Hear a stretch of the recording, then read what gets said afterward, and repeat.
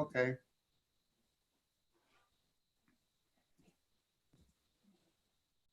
Okay. Hi, everyone. Greetings. Hi, everyone that's joining us on the YouTube stream. I see we have a bunch of people in the chat room already. Everyone's saying hello. Please put questions in the chat room and we'll get going. I gotta take care of that. I'll fix that loop there. Okay.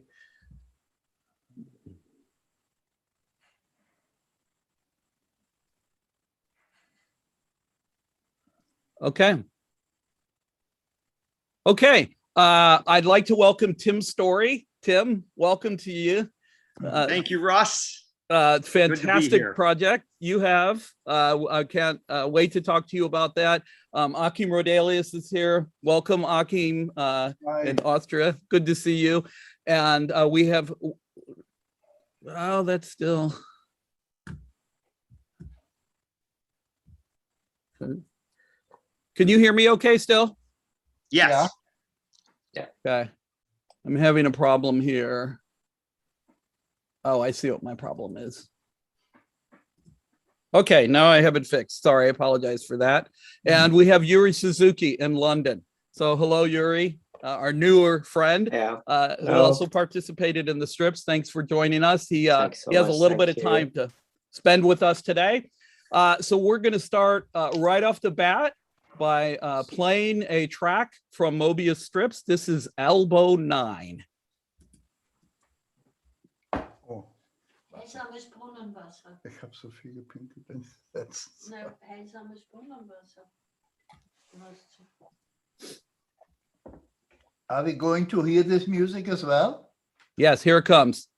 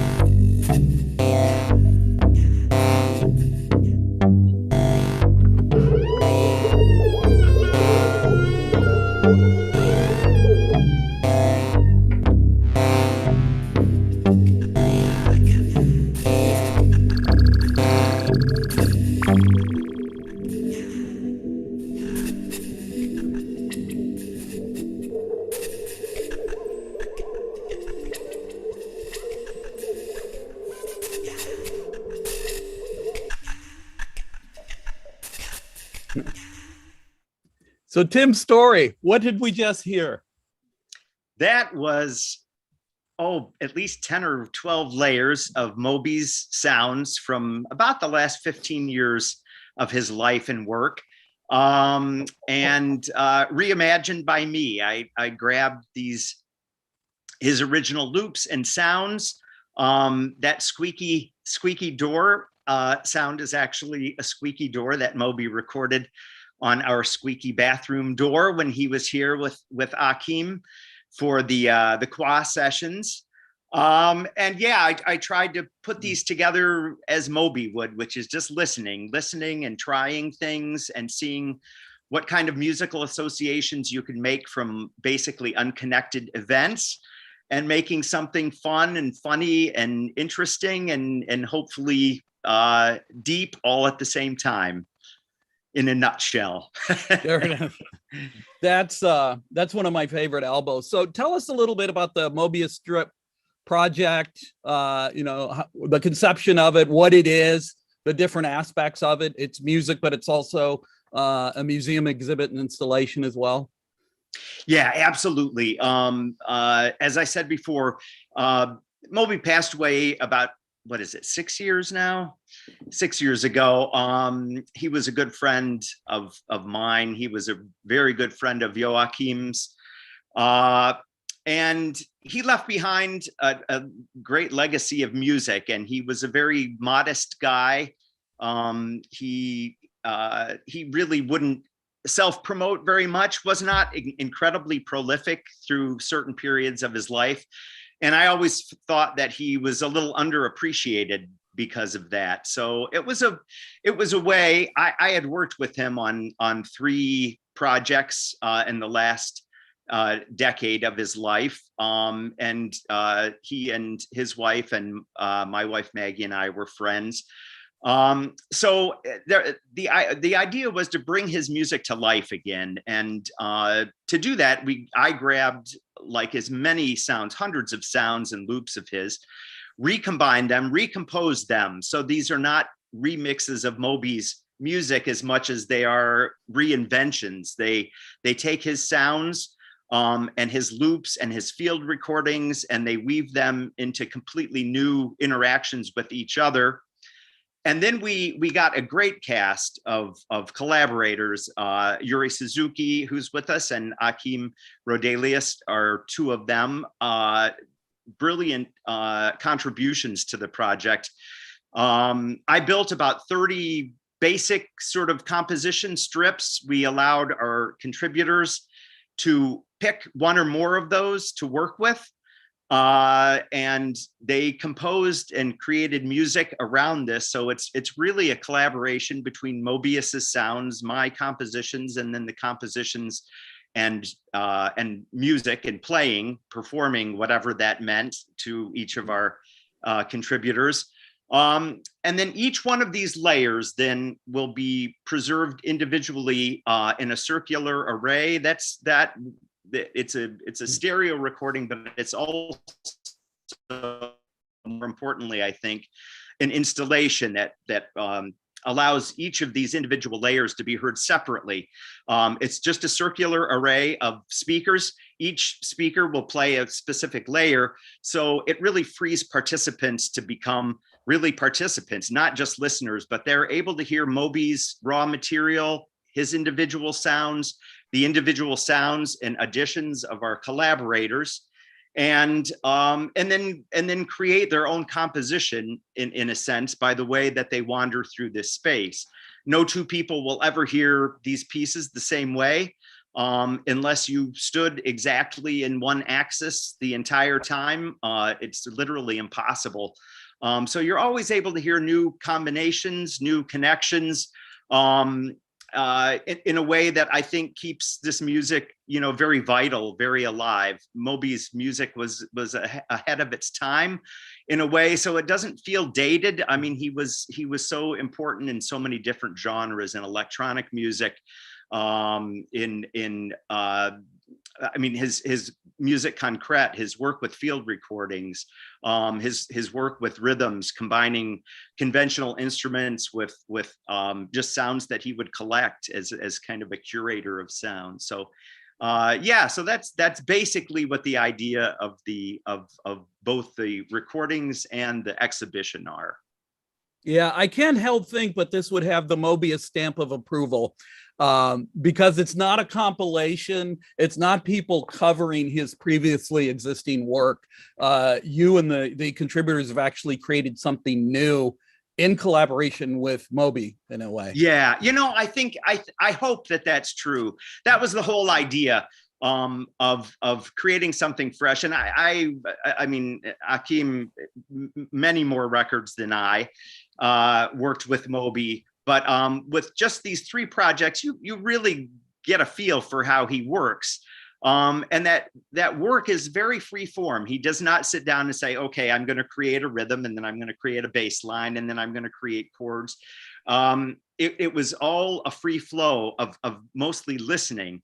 He had a great collection of things and a lot of funny, inexpensive instruments. He was not big He was not a big collector of expensive synthesizers. He loved cheap, easily accessible synthesizers that he could learn quickly and become good with. So his approach was very democratic in a way. He was not this collector and a big studio owner. His studio in Mallorca and Berlin was a tabletop with these little gizmos on it. So I think he would appreciate this, because he worked like we all, I think, worked on this project, which is basically by listening, knowing what we appreciate in Moebi's music and applying that really to, the things that we like to do. And I think in that way, it's a true collaboration. And Moebi was really, he had as many collaborative albums as he had solo albums, if not more. So I know he would want me to have fun with this. So that's what we did. It was not a serious academic, way of creating music. It was really to honor his own modus operandi in creating this stuff. His own, all the things that I learned from Moebi, I tried to put into the creation of this project. Yeah, it's funny as you and I, and of course Achim, have known him over the years. His array of instruments kept getting smaller and smaller, and it was like one day it would disappear. Yes, it really like was. Three little boxes. He would come for a tour in the US and it would all be in a little carry-on. It was like, here's my stuff. Yeah, I remember one time he brought stuff and he had like a suitcase for his clothes and his cigarillos and a suitcase for his equipment. And that was it. Yes. He was very mobile. I think he loved like, that part. Time for a drink, Yes. That was it. So good timing on a question from the chat room, Tim. Can you talk a little bit about where the installation will be happening? I think this is a good time to talk about November, maybe. Absolutely. We're thrilled to be invited to the Witching Hour Festival in Iowa City. This is on November 5th, 6th, and 7th. 4th. What is it? 5th, 6th, and 7th. I keep forgetting because I know what day I'm getting there, the 3rd. But it's going to be a wonderful, really a wonderful exhibition. I think we're kind of the centerpiece of the festival. And there's Moog is on board with us, the synthesizer maker. They are going to set up a little hands-on workshop. Yves Moret, who's one of our great collaborators, is also going to moderate this. So it'll be a wonderful weekend, a wonderful few days of celebrating Moebi. The Englert Theater is a beautiful theater, as you know, more than I do, in Iowa City. And we're going to take over the stage for the exhibition, which I think is wonderfully appropriate. We're taking the stage where people perform, and we're allowing people to participate in this installation. We're not requiring them to sit in the seats, but we're actively asking them to be free to participate. So we're very much looking forward to that. I know you've done a lot of work with that. And it's going to be an exciting premiere. And from then on, we'll have other announcements as time goes by. We'll definitely be having more exhibitions of this. We'll just get that information out as these opportunities come up. But we hope to have many more in the US and in Europe. And it would be wonderful in Japan as well. Yeah, and I think Moog is one of our supporting partners, so their workshops will be traveling with your exhibit.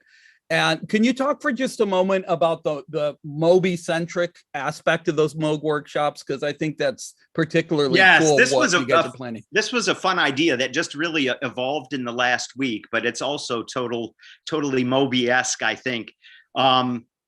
We're inviting people, non-musicians, musicians. Moebi was a proud non-musician. He did not really study music. He didn't really want to. He had ways of thinking about music that were very unique, but they did not include learning one instrument and becoming a pianist or a guitarist or anything. So these workshops will be open to everybody. Just there'll be little workstations with Moog, and we will have Eve will be able to talk people through it. Even non-musicians and people who've never had experience with electronic synthesizers before.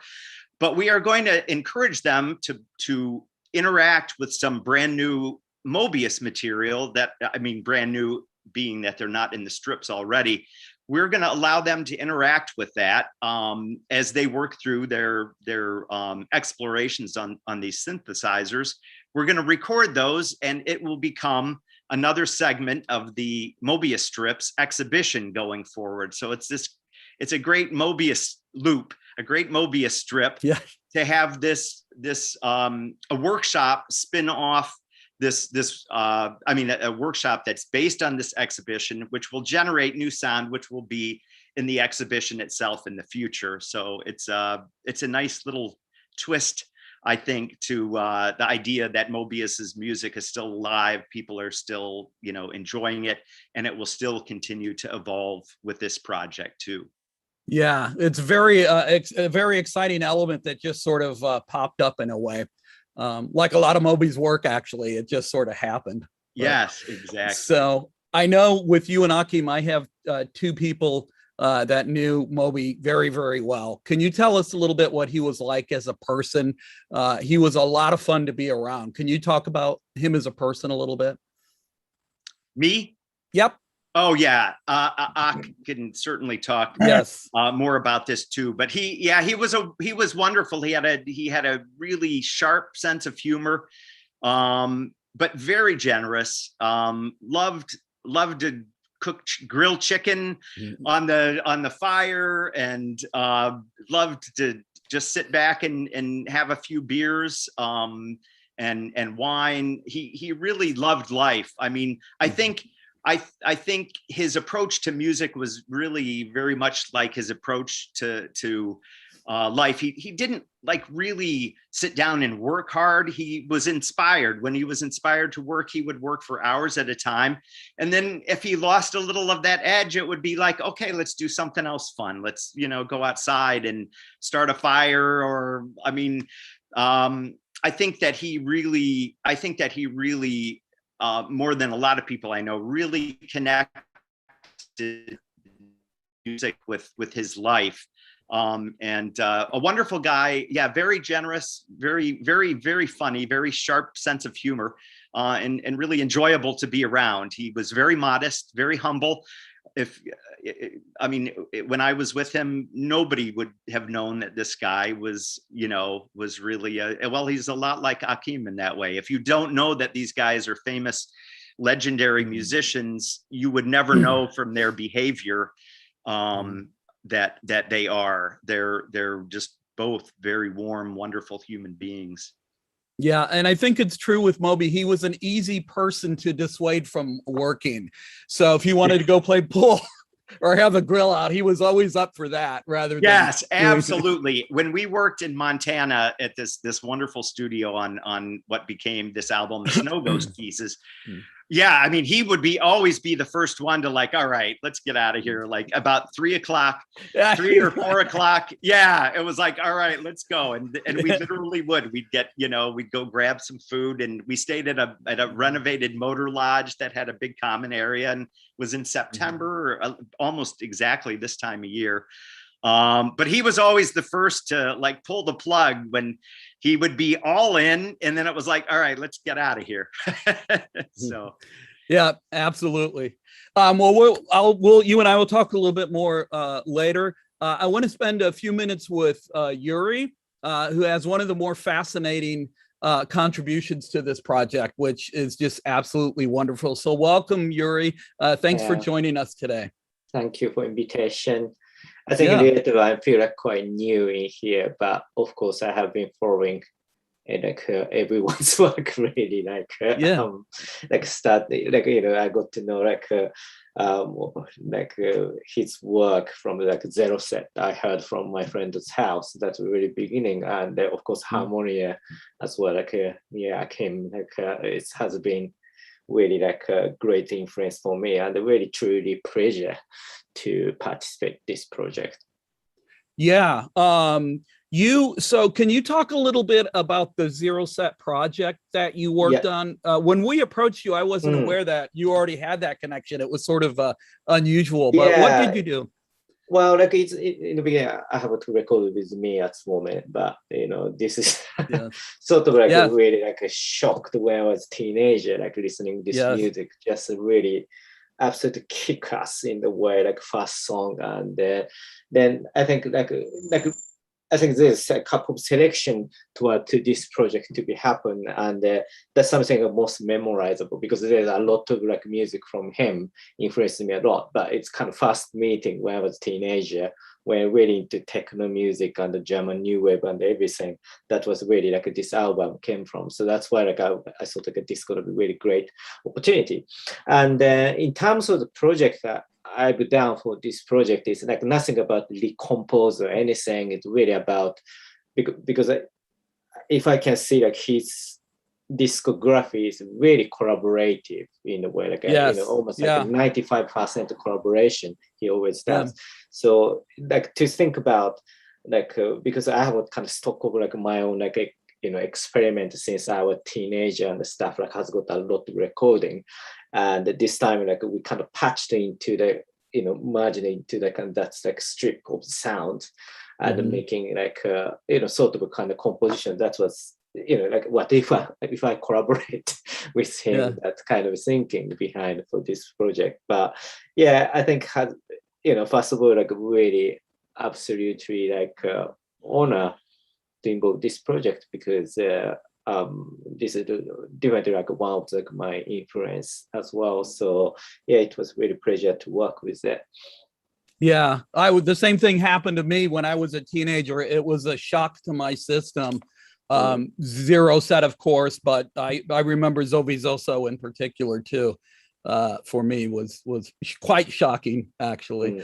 So you are a lot of Curious Music and Tim and Akim fans don't know that much about you. Can you talk just a little bit about you? You have a couple of really cool projects going up on now, including Sonic Bloom. So could we digress for just a moment and tell us a little bit about what else you're working on? Absolutely. So I'm kind of like really like hard to categorize myself sometimes because I love music. I do make music, but my form of output is sometimes like music or sound itself, and even like a very crossover between electronic or like dance music or like something like acoustic music as well.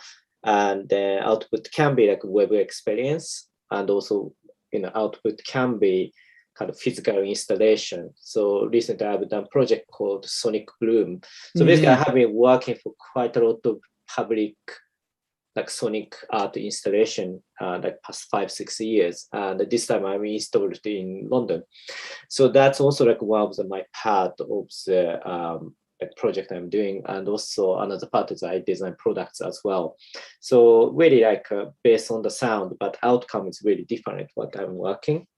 And also in terms of the kind of practice, it's really complicated too, because I do my own like art project, but same time I'm also partner of the company called Pentagram. They're really like one of the largest design agencies. So I do design for sometimes kind of commercial companies, identity music too. So sort of like I'm sort of crossover all the time, like sometimes in the middle.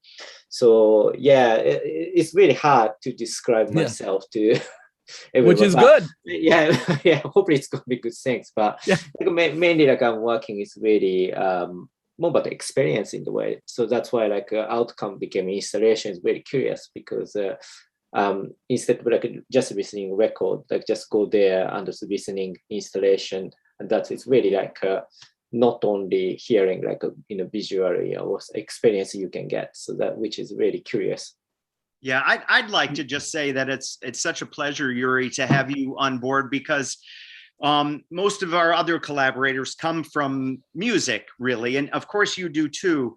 But your experience with creating installations and playing around with how people perceive music, and also this sort of how music and sound creates a community with these installations that you make. It was very like inspiring to be able to put this Moebius strips in an installation, because your work, you have, I mean, for people that don't know your work, I mean, there are just these fabulous, big, major exhibitions with the most creative use of sound, and being able to bring people into this universe, little groups of people that can really communicate with each other through your instruments. And I think that's so Moebi-esque in a way, this way of bringing, of just listening, finding new ways to listen and bring people into these new, new ways of expressing music. So it's been an absolute pleasure really to have you involved in this, because of your work in that, and the fact that you're a Moebius fan too, just, I mean, it just makes this whole thing really perfect. It just fit together really nicely. I still remember, like, really my friends, workshop, and they just play like CD that time, and just really like surprised in a way, like, wow, like this is really different in a way. So, which is really like kind of shock it was. And also, I think like regarding the outcome of this project, I'm really happy to you're working with Moog to creating sort of workshop in a way, because which is a quite expandable and also giving something to the people, which is very like interesting. And in fact, we're actually working on another project, Moog at the moment, so which is really nice to cross over. Nice, that's good. Before I know that you have another obligation, Yuri. I want to make one comment about your work. You and Moebi both share a like a lightness of touch. And when I see the videos and pictures of your work, there's often children interacting with your work. Moebi's work is very much like that as well. Can you talk about that just a little bit, and then we'll go into your piece? Yeah, absolutely. So kind of my project outcome is always, sort of not select what kind of people to experiencing it.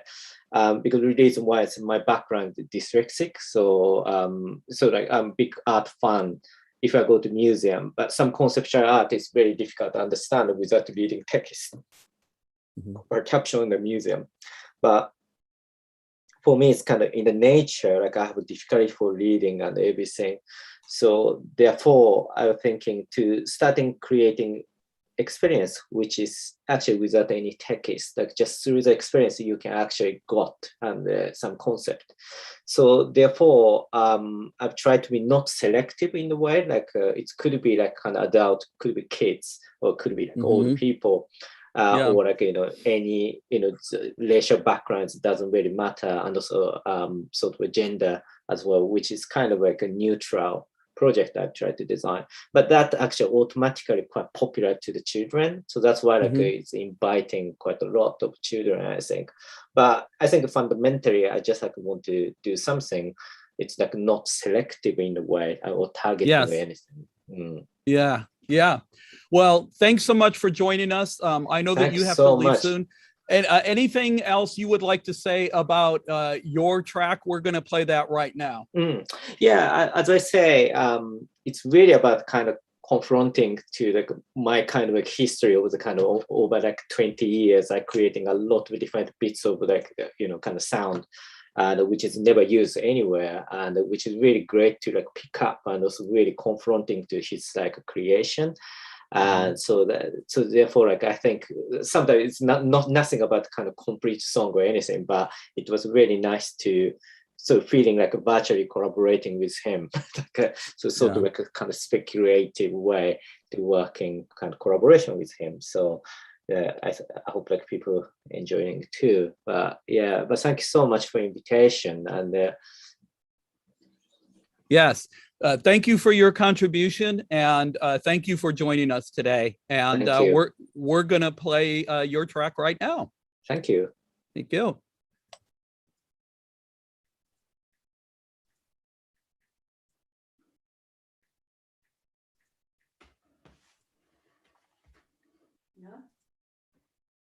Das dauert immer ein bisschen Technik.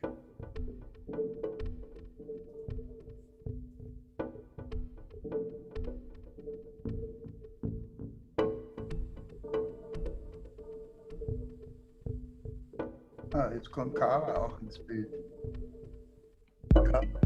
TikTok. Ich jetzt noch mal kurz dabei.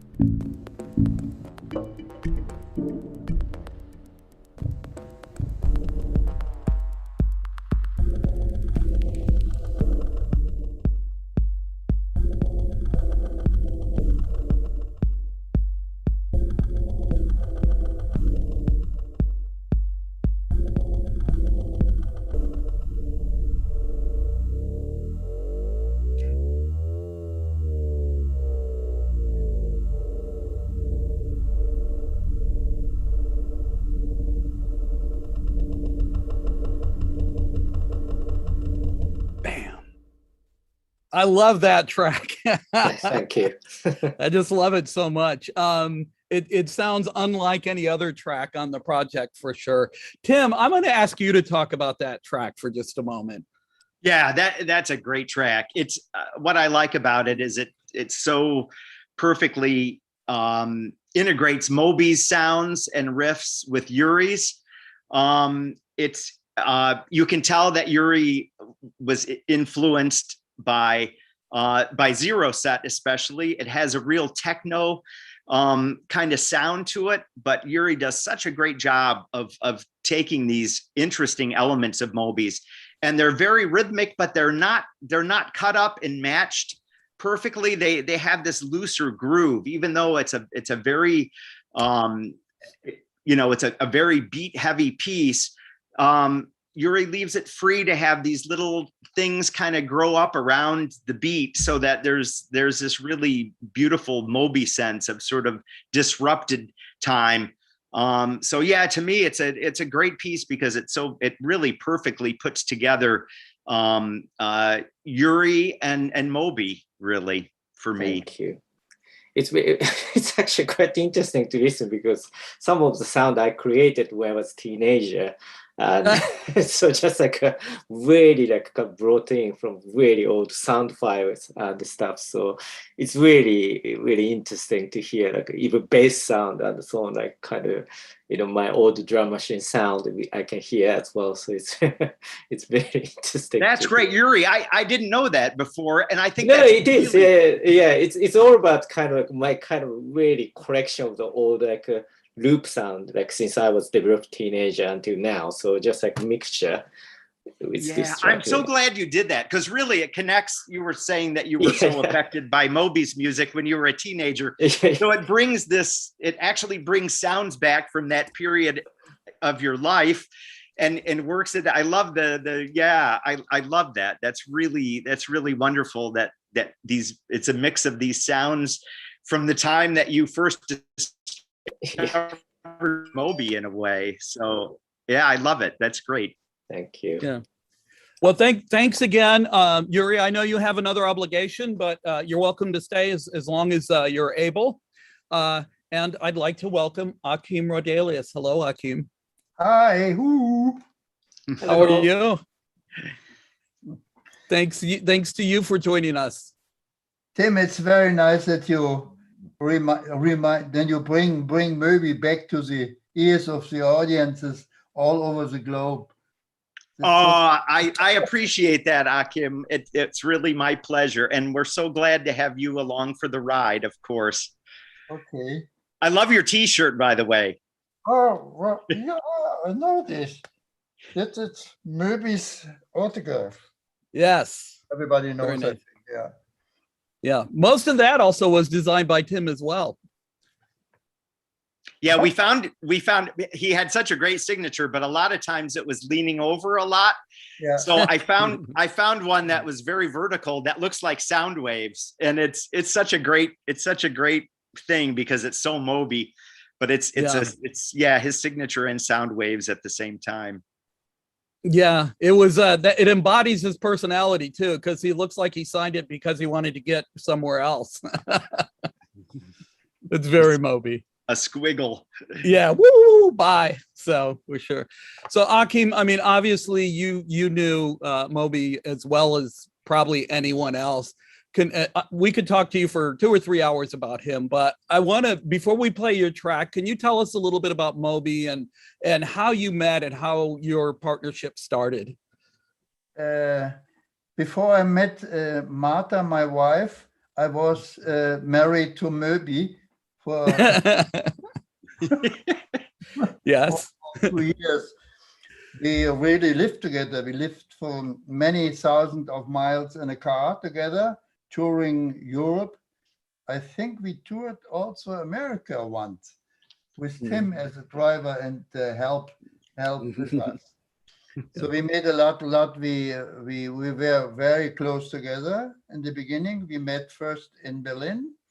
He came as guest to our club, which is it was the Zodiac, and I was guest in his club, which was called Abyss or Abyss Masayet. I don't know really whether, I don't remember anymore whether it was called Abyss Malzayed or Abyss. So Zodiac and Abyss, this was also, that's also a sign for our collaboration, in which way we worked together. We came together and we worked together in the late 60s. In 68, I think we met first. He came to our club, and so we started to be together and to do some work afterwards. And so you and Moebi and Konrad Schnitzler started Cluster with a K. Yes. Right. Okay. Oh, yeah, I forgot. We were with Schnitzler. Schnitzler was the one who brought us somehow together, because he was, at the time, he was a sort of art scout. He always were on his road to look after people. He found that they could do some art or some artwork.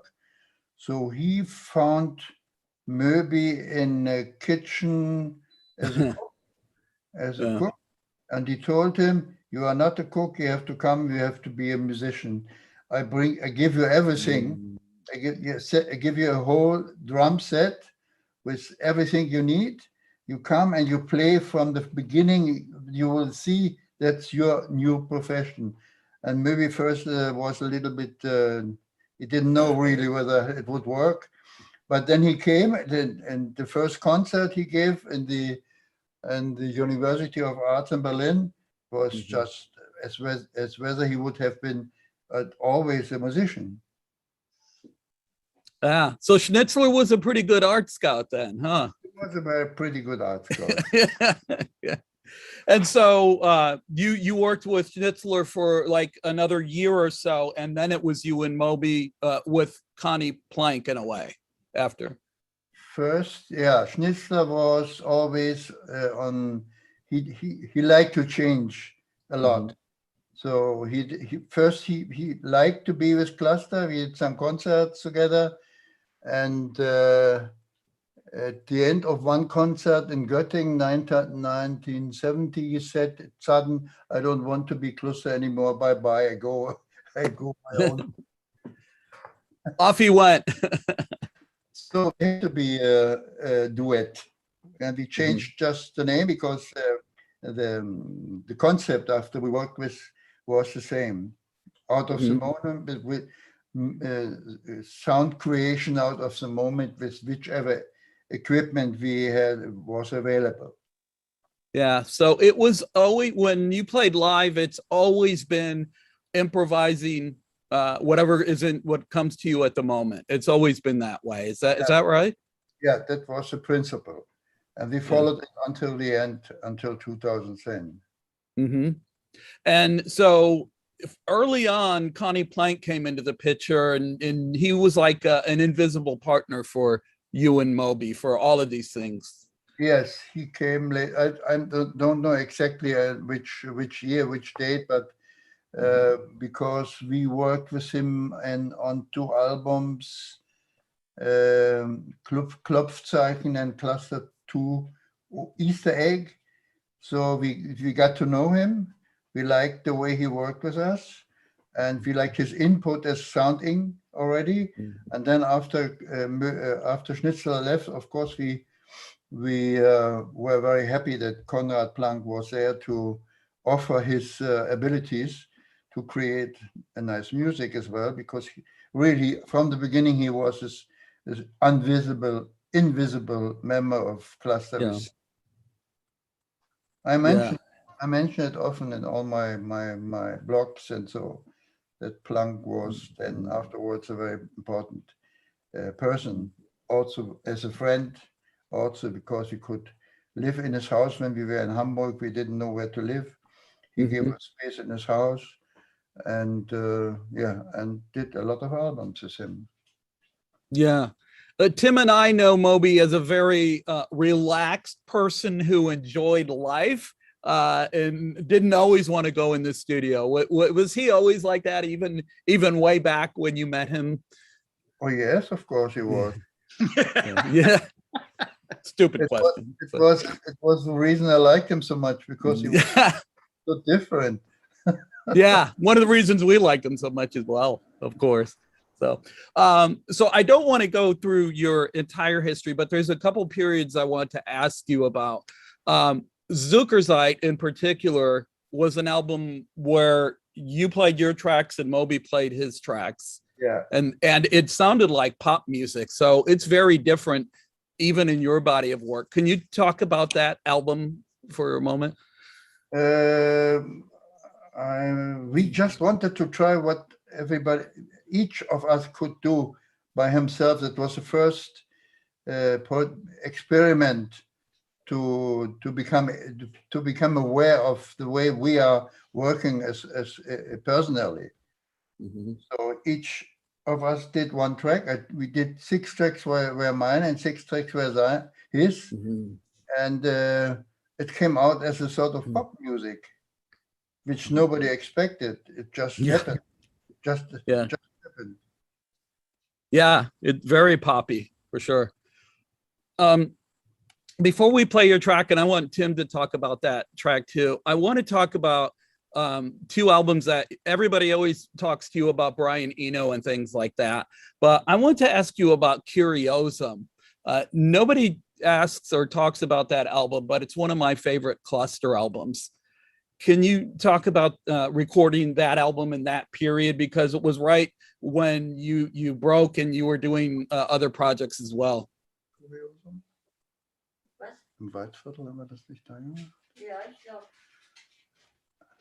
Timmy, can you answer?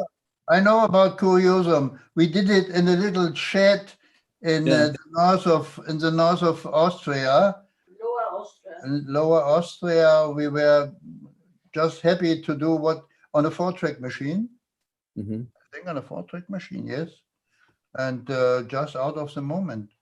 Was that the first? Was that one of the first that you didn't have Conny with you? No, yeah.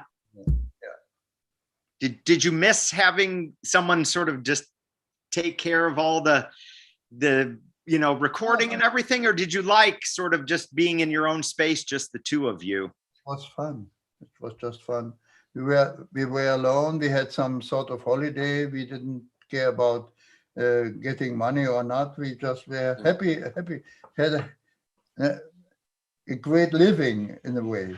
Yeah. We could do what we wanted to, and we could do our own music. Nobody would have asked us do this to the music because that brings more success or more money. No, we just what we ever did, we just did it by did what you liked. Yeah. Yeah. That's what makes it special. You were rattling off a number of past masterpieces then. You did Lustwandel and Offena Turin literally within months of each other, I think, those albums. Oh yes, I did a lot myself as well. Yeah. Oof. Yep. Okay. Possibly. We're good. Yeah, it tires you out, Akim, just thinking about that many records. We're done with the journey through the discography for now. So I'll ask you and Tim to talk about Akim's track for Moebius Strips. Yeah, let me jump in there because I had the pleasure of working with Akim and Moebi on Qua, which was just such a high point really for me. It was such a wonderful time. About 10 days, I think, here. And so the track that Akim did for this was really based on outtakes and these wonderful little things that came out of the Qua sessions. And it seemed right because, so many of the other collaborators that we're working with, they obviously never worked with Moebi. So the only possible way that they work with him is to work with his sounds. But Akim, we thought it was really apropos to sort of to quote the last project that the 2 of them had done together. So it's probably the one it is the only collaboration where they were actually in the same room together making it. And So you were our Plank. yeah, Yeah. I was. Tim Plank. If anybody, if they put that on my tombstone, I'll be happy. Because when they came, Moebi, and they said, well, you just have to do what Conny would have done. It's like, oh my God, the pressure. but it was great fun to try to do what he did, which is just allow them the space to make the technology kind of invisible and let them have fun with a little bit bigger group of toys than they would be used to, just playing live or whatever. So yeah, so that's, I love the track. It's such a funny, very personal sort of conversation between the two of them. It's a funny, lovely little lullaby, I think. It's a masterpiece of Three Friends. Yeah, it is. It absolutely is. So let's listen to that right now.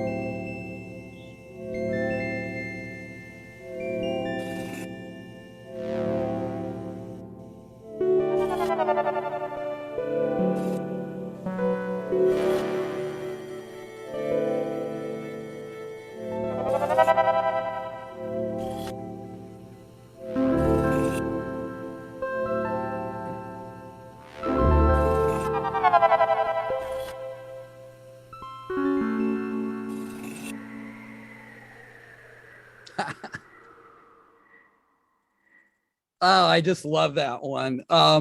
Tim, I can't let that track go without asking you to talk a little bit more about what we just heard. Yeah, I was just hearing that again. Akim played I have this, it's a toy, it's a omnichord. It's a little early electronic plastic instrument, but it had this little strip where you could change the tonality very slightly, and then you would strum it. It was just the pick would just basically trip off these little plastic ridges, but it was extremely difficult to play in a normal way because it's hard to pick out individual notes on this little strip of stuff. So I just remember Akim was just sort of finding these little notes on this thing, and that accounts for that. Was that little chimey sound up top? Basically, the melody is being played on that, and Moebi has the bass and the funny sounds, the wind sounds, what sounds like hair clippers. But it was this, the accidental little phrasing of this pick on this cheesy little toy made such a funny, halting, very naive kind of sound, which I think is just pairs perfectly with these little bubbly things that come and go. So great. And there you have many other segments and strips and loops and so forth in the archives yet, correct? Yeah, there's so much. I made 30 or 40 original little, little sort of sketches, compositions that I built out of all these sounds. And we've probably only used about half of them, I guess. So, I mean, literally, and that's of the ones that are sort of sketched out into even fuller forms. There are many, many dozens, hundreds of sounds that just necessarily couldn't have gotten put into an hour project. And the whole idea was not to make this an encyclopedia and to try to throw in a million sounds. It was to find stuff that was right, like Moebi would. Moebi had access to all these sounds too, and he wouldn't have just, I often talk about how he what sound like sound effects. He had a way of making these part of the fabric of the music itself. So the idea wasn't just to throw as many of these wacky sounds as I could find in there. It was really to think about it like Moebi. What makes a little narrative? What helps tell the story? What makes it compelling music? And then when that's done, you stop. You don't try to cram more in there because he wouldn't have done that. Yeah. What a beautiful piece. And that is, well, it's almost the last piece on the CD. And we'll talk about the last piece in a minute here, I think. But Joachim, what else are you working on? I know you have a project with Tim coming up and some other things as well. Oh, you're muted. You have to turn on your microphone, Joachim. There we go. Okay. So what else are you working on? Yeah, the forehands is coming out hopefully November, December this year. Tim? Yes. Tim and me. And I think it's not only Tim and me, there's somebody else in the game who did great work to bring everything together. Yeah, Robert Ross did. Yeah, just to briefly mention that is a piano album that Joachim and I are extremely proud of. They're kind of piano sculptures in a way. We've been working on them for about a year. They're nothing but piano, his piano and my piano together. And it's going to be out on Erase Tapes, the great London label, which we're thrilled to be working with. So yeah, that's an exciting one. Yeah. I will say, and this means something coming from me, it is amongst the best work of either of you and collectively. It is an incredible record. So I can't wait to see it come out. Thanks to you, Russ, for helping bring it to the right ears. Yeah, my pleasure. That's for sure. What else, Joachim? Are you playing live yet, or how are things in Austria? I'm going to play live in Berlin on the September 26th, in a week almost. And at my birthday, I'm going to play live, but only piano. I'm concentrating on something which is not really well elaborated officially. I let the piano playing with me. It's not that I play the piano. I try to find out how it works when interferences of work together without too much purpose from my hands. I just love what happens in between two sounds, two hits on the piano, and I listen to it and I try to catch what I find most interesting. And there's some of the stuff it's not yet out, but it's already recorded as well. Okay. Yeah, I know you always have about 4 albums teed up and ready to go. So you've got some amazing work coming up, I know. So looking forward to that very much. Go ahead. I think it's in the moment it's too many projects because nobody knows anymore what to buy first or what to listen to first, because it's all interesting from a special point of view. So, but it's I'm extremely fruitful. I don't know why, but I have to do it. Yeah, it is interesting work, but you're right. You can only put out so much so often, but it's great work. Yeah. Well, you know, Tim, I didn't ask you this question. What other projects are you working on? Just this one right now. Yeah. This is enough. No, this and Four Hands have been the two really big projects for me this year. Four Hands, we're almost there. I think we just have cover art, but I mean, everything else, all the PR, everything is set. And this project, as you know, is getting much closer to completion. The stereo mixes for all the Moebius strips are done. It's just now it's going to be a matter of finishing all the multi-channel part of that in advance of the Witching Hour Festival, where it will premiere in November.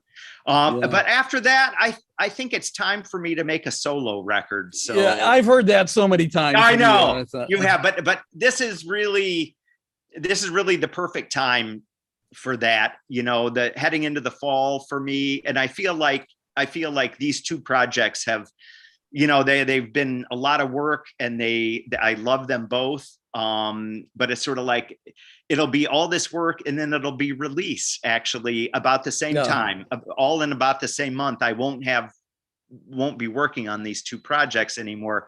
So I really am. I made a few little piano things. You know, one of them that I had on the afternoon of experience music.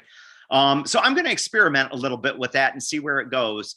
And then I think the only other thing that that I would really consider in the near future is working on. I think Akim and I, with this Four Hands project, it has so much potential, and it was so much fun to do. I think it would be really great.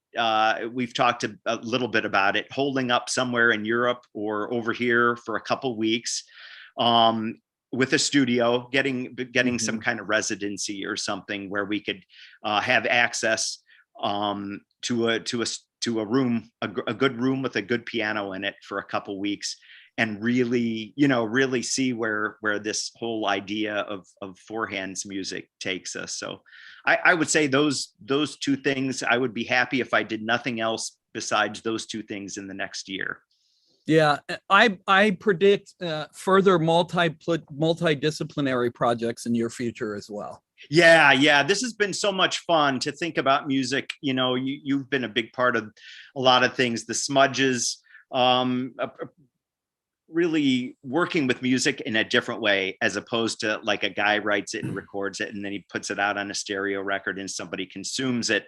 I've had a lot of fun with the Roedelius cells and the smudges, ways to reconceptualize music and give people new ways to explore it and listen to it, allow them a little bit more of the creative function instead of just the audience function. And approaching things as much as a listener myself, as a composer, and kind of meeting our listeners more halfway. So yeah, I really think I definitely will continue to explore that too. Yeah. So I want to close this out, and Tim, I'll talk to you just a little bit more, and we'll play. I want to play a couple more tracks from Moebius Strips, but before that, I want to ask Akim to tell us about the picture that is behind me. Can you tell us what that is? It's the Harmonia when it was young. That pretty much captures it. Yes. Was that enforced? It was, I think it was enforced somewhere in the hills when we just started the project to do. Mm-hmm. It was not a very long time project, but it was fun because I learned a lot about constructing music, or to appreciate how to construct music normally, because normally I just let it come. I take what I like from it, but I don't construct. It's not my aim to work like a real composer. I have to let it come because that's my way to create music. Okay. Yeah, I love that picture. I've got a couple similar to that. Akim, go ahead. I just ask Ak a question? When you went from when you went from really, these long 10-hour gallery and museum performances, and you started making these miniature things. Did Conny Plank, did he have sort of, because you were able to finally have the access to a studio where you could sort of construct things, was there a change in that period that you and Moebi talked about changing, or did it just sort of come because you've been working with these longer freeform pieces, and all of a sudden there were these little structured pieces that that came out on Zuckerzeit and I mean the Eno projects and everything. Was there anything that you remember about making that switch between these long, really freeform tracks and short little miniatures? I think we were bored of all this free streaming, floating stuff.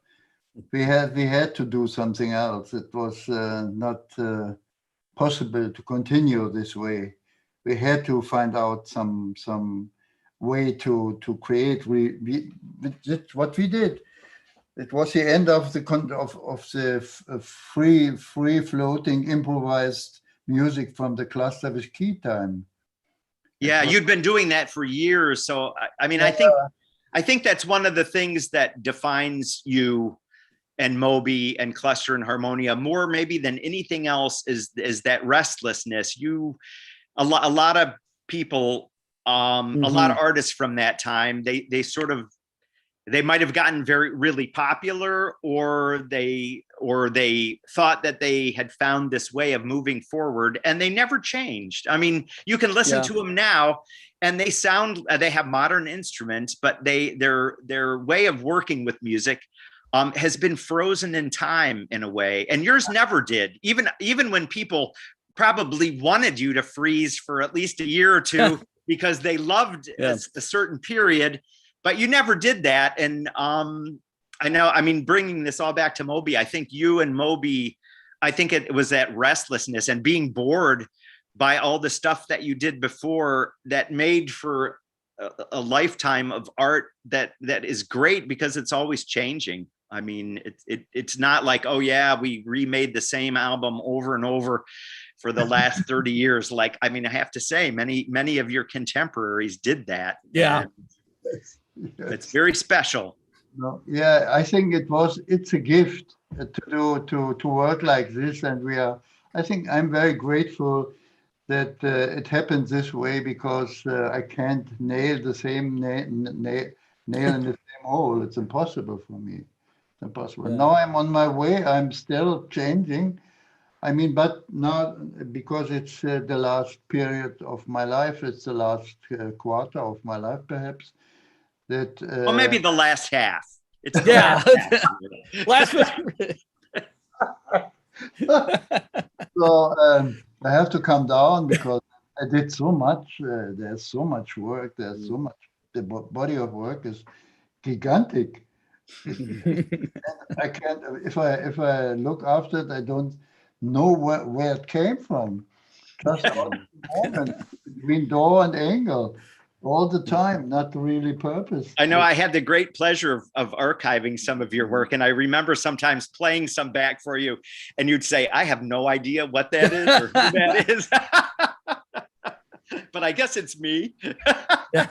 Sounds about right. So speaking of which, Tim, Qua was the last Cluster album. That too sounds like nothing else that they've done. Can you talk about that for just a moment? I was so happy to work with Qua. And the idea was the idea. I think that all of us had was that they were just going to make, a new record based on what they wanted to do in the moment and where they were. There was nothing about revisiting any other periods or styles. The only thing I had, like the only, I think, guiding force or whatever, I wanted to make an album again of shorter pieces because Moebi and Ak didn't really have the ability to do a lot of like recording. So, I mean, it was sort of a la Conny, you know, trying to, I condensed things a little bit so that there were a lot of ideas that could come out.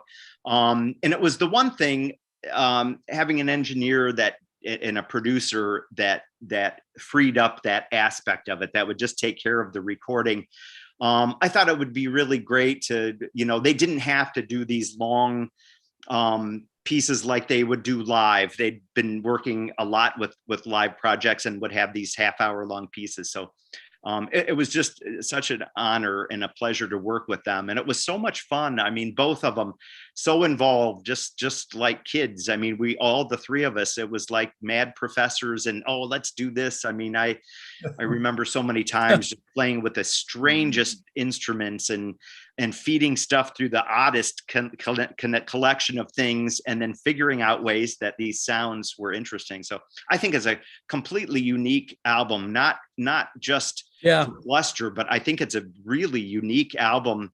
I think it's really been underestimated, and I think it's been underappreciated in some cases. But you know, that's the way it is. Maybe it'll be rediscovered, maybe not. Maybe it's destined to be, you know, undiscovered. But to me, it's a beautiful, funny, strange, and wonderful little record.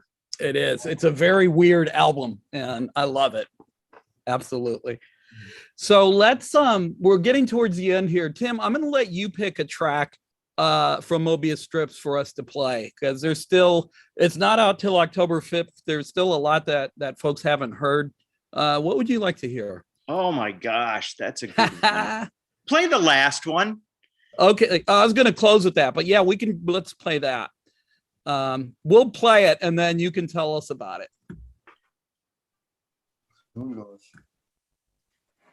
Oh, there it is.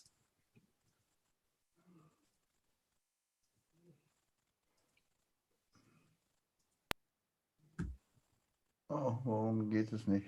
Here it comes.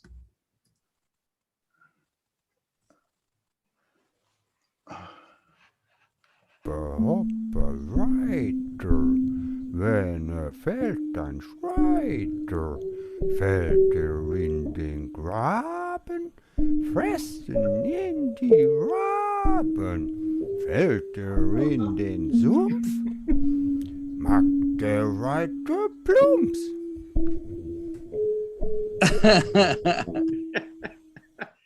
I don't think anything could follow that, so we're going to leave that as it is. What did we just hear, Tim? That was that I lied to Moebi on that one. We were recording. Moebi came back after recording Qua and a year later, and we worked together with Dwight Ashley on a record. And Moebi loved vocal-like sounds, and we had a vocoder that we were feeding him through. But we, of course, taped him dry without that, and Dwight had the idea to do this silly little nursery rhyme, Hoppa Hoppa Reiter, which is a nasty little song. It's really like a lot of those songs. I mean, somebody I think ends up dead in a ditch at the end of it or something. But the writer, so we had this, and we promised Moebi that it would never see the light of day, the original recording, only the processed version, which we used in the record. But the vocoder would work much better if you had a lot of wild swings and dynamics in your voice. So we made Moebi like say this nursery rhyme with all kinds of dynamics and so he really tells this funny story. And it just seems so perfect. He was so funny, and it's dada. It's very absurdist, which was Moebi too. And it's just paired with some crazy outtake, random little thing that wasn't played at the same time. It was another concoction of mine, but it just seemed perfect. I wanted people to hear Moebi's voice, and it's such a wonderful way. Like, it's so funny and silly and absurd and kind of and touching, like all at the same time, to end up with that. Yeah, absolutely. Before we go, Akeem, there's a couple questions in the chat room. someone wants to ask about your work with Peter Baumann. If you could talk about that for just a moment. Oh. Uh, It was a bit difficult because Peter had strange ideas of how composition should sound like. And he once came to my studio in Forst and liked very much my self-portrait stuff. And he wanted that I would play in his studio with Steinway and every technology, flying synthesizers. He wanted me that I could be able to do the same sort of ambience in a studio, in a studio atmosphere, which didn't work out at all. I couldn't do. I loved the Steinway, and we did something together. But we went both sick. Even Peter had to go to a hospital even because we couldn't come together. It was not possible to come together. But even so, Lustwandel, it's part of this project. But it's only because I did it myself. I finished the music on Lustwandel myself in the studio in Linz in Austria. Peter gave me the material and I could do it myself. But there's the other one, this Jardin au Fou. It's the one which Peter's influences, where Peter's. I like Jardin au Fou as well. It's they fit together in a strange way. Yeah. Yes. Two of my favorite albums. Go ahead, Tim. I know. Jardin au Fou is beautiful. I remember, Achim, when I first met you in '83, and we were talking about your music and, you know, which ones that were great. And I mentioned that one, and you said, oh, that, you know, I think you had bad memories about making it. But I know now that you're able to separate the, you know, sort of the situation with the music, but it isn't the most natural of your albums, but it's really it's a beautiful album on its own. So yeah, and Rosa,